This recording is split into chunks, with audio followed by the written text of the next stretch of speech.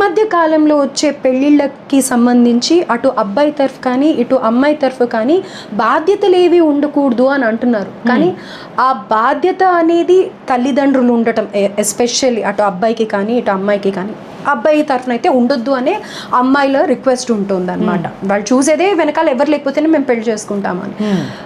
ఇది బాధ్యత లేకుండా ఉండడం కూడా కర్మ అనుభవించకపోవడము అని అంటారు కదా, ఎంతవరకు ఇది కరెక్ట్ అని అంటారమ్మా? ఇది ఇందులో అత్తమామలు కానీ ఆడపడుచులు కానీ అన్నతమ్ములు కానీ, అంటే నేను కూడా ఒక ఆడపిల్ల తల్లిగా నేను గ్రహించింది, మా ఇద్దరు అమ్మాయిలకి వివాహాలు అయిపోయాయి. అబ్బాయిలు కూడా అనుకుంటున్నారమ్మా, అమ్మాయి ఇప్పుడు ఇద్దరే ఆడపిల్లలు ఉన్నవాడు, నాకు అబ్బాయిలు లేరు, ఇద్దరు వీళ్ళకి బర్డెన్ అవ్వకూడదని వాళ్ళు కూడా అనుకుంటున్నారు. సహజం అది, ఎందుకంటే వీళ్ళు అలాగే ఆలోచిస్తున్నారు, వాళ్ళు అలాగే ఆలోచిస్తున్నారు. కానీ అసలు వీళ్ళు లేకుండా వీళ్ళే లేరుగా. ఇప్పుడు తల్లిదండ్రులు లేకుండా పిల్లలు ఎక్కడి నుంచి వస్తారు?